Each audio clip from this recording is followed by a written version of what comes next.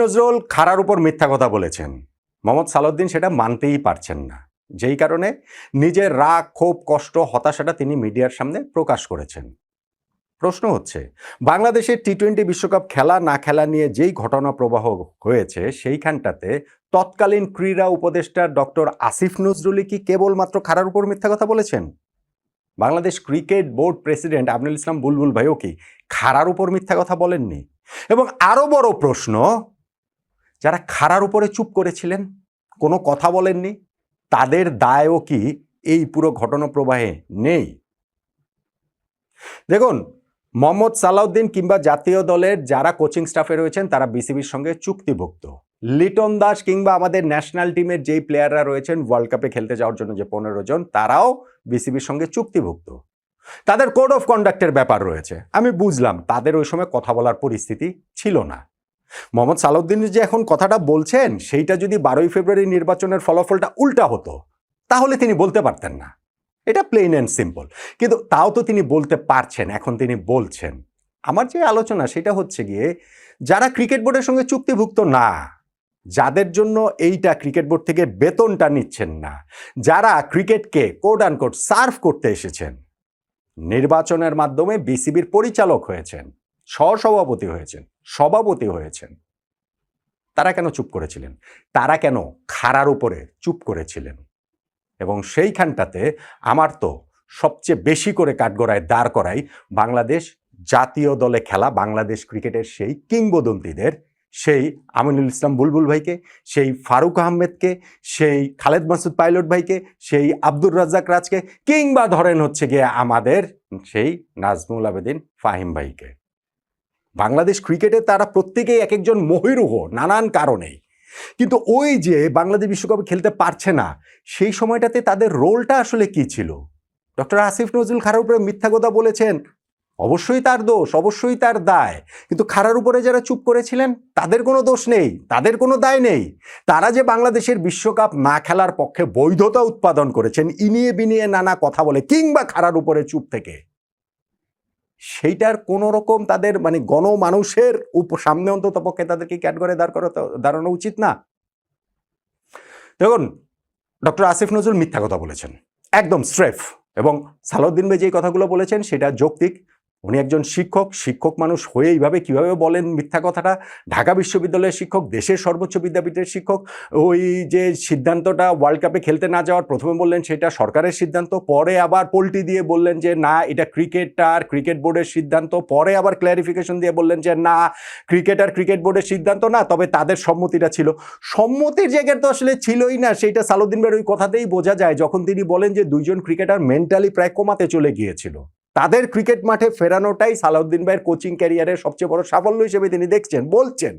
আমার তো মনে পড়ে যে জোসে মরিনো একবার বলেছিলেন না, ম্যানচেস্টার ইউনাইটেডকে প্রিমিয়ার লিগে সেকেন্ড পজিশনে নিয়ে গিয়েছিলেন, সেইটা তার কোচিং ক্যারিয়ারের সেরা সাফল্য। অথচ তিনি চ্যাম্পিয়ন্স লিগ জেতা কোচ, অথচ তিনি ইপিএল জেতা কোচ। মানে ওই রকম একজন কোচ যখন স্প্যানিশ লিগে তার রিয়াল মাদ্রিদের সাফল্য, ইন্টার মিলানের সাফল্য, চেলসির সাফল্য, তিনি যখন বলেন ম্যানচেস্টার ইউনাইটেডকে লিগে সেকেন্ড করানো তার কোচিং ক্যারিয়ারের সবচেয়ে বড় সাফল্য, তো ওটার মাত্রাটা বোঝা যায়। ঠিক তেমনি সালাউদ্দিন ভাইয়েরও তো কোচিং ক্যারিয়ারের সাফল্য রয়েছে। তিনি যখন বলেন যে ওই মেন্টাল কোমায় চলে যাওয়া দুইজন ক্রিকেটারকে মাঠে ফেরানোটাই তার কোচিং ক্যারিয়ারের সবচেয়ে বড় সাফল্য, তার মানে এই একটা ওয়ার্ল্ড কাপ খেলতে না পারাটার মাত্রা কত ভয়াবহ, এটা যে আমাদের ক্রিকেটাররা, ক্রিকেট সংশ্লিষ্টরা কোনোভাবেই মেনে নিতে পারেন না, ওই জায়গাটা দিয়ে তো বোঝা যায়। তো ডক্টর আসিফ নজরুল মিথ্যা কথা বলেছেন, স্রেফ মিথ্যা কথা বলেছেন। এখন সেই মিথ্যা কথাটা কি আমিনুল ইসলাম বুলবুল ভাই বলেন নাই? তিনি কি পুরো ঘটনা প্রবাহের মধ্যে তার ভূমিকাটা কি ছিল, কতটুকু চেষ্টার জায়গা তিনি করেছেন? বরং তিনি অনেক বেশি করে আমরা দেখেছি যে পাকিস্তানকে ভারতের বিপক্ষে ম্যাচ খেলতে যে রাজি করেছেন সেই সাফল্যের গল্প বলে বেড়াতে, সেইটাও কি ডাহা মিথ্যা কথা না? এটাও কি পরে প্রমাণিত হয় নাই? পাকিস্তান ক্রিকেট বোর্ডের চেয়ারম্যান মহসিন নাকভি কি পরবর্তীতে শ্রীলঙ্কা দেশটার প্রেসিডেন্টকে ফুল ক্রেডিট দিয়ে দেননি? তাকেই অ্যাকচুয়াল হিরো বলেন নাই যে এই ম্যাচ আয়োজনের জন্য? বাংলাদেশ ক্রিকেট বোর্ডের কথা, বোর্ড প্রেসিডেন্টের কথা তো তিনি একটুও বলেন নাই। সো আমিনুল ইসলাম বুলবুল ভাই কি খাড়ার উপর মিথ্যা কথা বলেন নাই? এবং আমি যেটা বলছিলাম যে তাদের সময়ে বাংলাদেশ একটা ওয়ার্ল্ড কাপ খেলতে পারলো না, অথচ এই নিয়ে তাদের কোনো উচ্চবাচ্য ছিল না। বুলবুল ভাইরে এইটা নিয়ে মিডিয়ার সামনে কথা বলেও তো একটা জনমত তৈরি করা যায়, কথা বলেও তো একটা সরকারের উপরে প্রেশার ক্রিয়েট করা যায়, করেছেন তারা। করেন নাই, কারণ তারাও চেয়েছেন মনে হয় যে বাংলাদেশ ওয়ার্ল্ড কাপ না খেলুক। ফারুক আহমেদ ভাই, তিনিও বাংলাদেশের সাবেক ক্যাপ্টেন ছিলেন, তিনিও বাংলাদেশের ওয়ার্ল্ড কাপ খেলা প্লেয়ার। সেই ফারুক ভাই বোর্ড প্রেসিডেন্টও ছিলেন, এখন তিনি বোর্ডের ভাইস প্রেসিডেন্ট। ফারুক ভাই কি কথা বলেছেন? এই যে বাংলাদেশ ওয়ার্ল্ড কাপ খেলতে পারে নাই, এই সময়গুলোর মধ্যে কোন কথাটা বলেছেন যেই কথাটাতে আমাদের ওয়ার্ল্ড কাপ খেলার মতো একটা জায়গা তৈরি হয়? আইসিসির সঙ্গে মিটিংয়ে তিনি অনেক দেন দরবার করেছেন। কি দেন দরবার করেছেন? রেজাল্টটা কি? আমরা কি সেটা দেখতে পেয়েছি? খালেদ মাসুদ পাইলট বাংলাদেশের ওয়ার্ল্ড কাপ টিমের ক্যাপ্টেন, 2003 বিশ্বকাপের ক্যাপ্টেন, যেই বিশ্বকাপ নিয়ে অনেক ফিসফাস রয়েছে, অনেক গুঞ্জন রয়েছে। বাংলাদেশের ওই ওয়ার্ল্ড কাপ খেলে আসার পর তদন্ত কমিটি হয়েছে ম্যাচ ফিক্সিংয়ের জন্য, এবং সেই তদন্ত কমিটির রিপোর্টে যারা যারা অভিযুক্ত, ক্যাপ্টেন হিসেবে খালেদ মাসুদ পাইলট সেটার দায়ও তো এড়াতে পারেন নাই। অনেক কিছু রয়েছে কিন্তু সেগুলাতে। মিডিয়ার কথা আপনারা বলেন, মিডিয়া কিন্তু ওগুলো খুঁড়ে খুঁড়ে বের করে না, মিডিয়া কিন্তু ওগুলো সামনে আবার নিয়ে আসে না।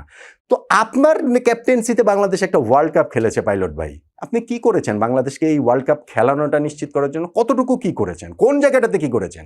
খাড়ার উপরে চুপ করে থাকা ছাড়া। আব্দুর রাজ্জাক রাজ বাংলাদেশের কিংবদন্তি, ডেফিনেটলি আমি মনে করি কিংবদন্তি বাংলাদেশের স্পিন ইতিহাসে। সাকিব আল হাসান, মোহাম্মদ রফিক, আব্দুর রাজ্জাক রাজ, আমার কাছে হচ্ছে এই তিনজন হচ্ছে সবচেয়ে টপে থাকেন।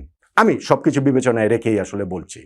সো সেই রাজ এখন ক্রিকেট বোর্ডে তিনি ডিরেক্টর হিসেবে আছেন। কি করেছেন তিনি? বাংলাদেশ যেন ওয়ার্ল্ড কাপ খেলে কোন জায়গাটাতে কি করেছেন? কোন মানে ভূমিকার জায়গাটাতে আসলে তার কি ছিল?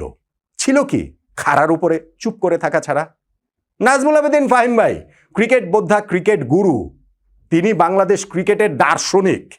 বাংলাদেশ ক্রিকেটে কি হবে না হবে, কি হওয়া উচিত না হওয়া উচিত, অনেক গল্প তার কাছ থেকেই অনেক বছর ধরে শুনছি। যখন তিনি বোর্ডে এসেছেন কি করেছেন? এখন তার যেই ডিপার্টমেন্ট ক্রিক অপস, সেইটার অধীনেই তো ন্যাশনাল টিম।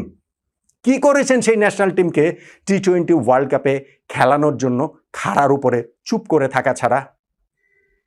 সো এরকম বললে অনেক কথাই বলা যায়। ডক্টর আসিফ নজরুল আজকে নেই, ক্রীড়া উপদেষ্টার দায়িত্ব নেই, তিনি ইজি টার্গেট, তাকে বলে দেওয়া। আমি তো তাকে ডিফেন্ড করছি না, ডিফেন্ড করার প্রশ্নই ওঠে না। আমি এটা অধিকার নিয়ে বলতে পারি, দাবি নিয়ে বলতে পারি, জোর গলায় বলতে পারি, কেননা তারা যখন দায়িত্বে ছিলেন তখনও আমি এগুলা বলেছি। মোহাম্মদ সালাউদ্দিন আজকে যখন বাইরে এসে মিডিয়াতে এই কথাগুলো বলেন, আমি এগুলা যখন তারা ডক্টর আসিফ নজরুলের দায়িত্বে ছিলেন তখনই বলেছি। লিটন দাসকে যখন প্রেস কনফারেন্সে একেবারে বোমা মেরেও কথা বের করা যায় না, এবং তিনি বলেন যে এই বিষয়ে কথা বলা তার জন্য সেফ না, আমি তাদের অবস্থানটা বুঝি। কিন্তু এই যে ক্রিকেট বোর্ডের যে ডিরেক্টরদের কথা আমি বললাম, যারা বাংলাদেশ ক্রিকেটের কিংবদন্তি, তাদের কথা বললাম, এই আমিনুল ইসলাম বুলবুল ভাই, এই ফারুক আহমেদ ভাই, এই খালেদ মাসুদ পাইলট ভাই, এই আব্দুর রাজ্জাক রাজ ভাই, এই নাজমুল আবেদিন ফাহিম ভাই, তারা কি করেছেন? খাড়ার উপরে তো চুপ করেই তারা ছিলেন। ফলে বাংলাদেশ যে বিশ্বকাপ খেলতে পারেনি সেইটার দায় তাদেরও নিতে হবে। তারা কেউ অন্তত পক্ষে প্রতিবাদ করেও চুপচাপ হলেও পটটা ছেড়ে দেন নাই, পদত্যাগ করেন নাই, যে আমি প্রতিবাদে পদত্যাগ করলাম, বাংলাদেশ T20 বিশ্বকাপ খেলতে পারল না। ফলে তাদের একটা প্রচ্ছন্ন ছায়, প্রচ্ছন্ন একটা অনুমোদন, সেই ছায় এবং অনুমোদন নিয়েই বাংলাদেশ T20 বিশ্বকাপে খেলতে পারেনি। এই কারণে আমি বলছি ভাই, আমরা ট্রুথ, আমার তো ওই অন্যান্য ওই আসিফ আকবর, নাজমুল ইসলাম, এদের মতো পরিচালকদের কাছে কোনো এক্সপেকটেশন আছে?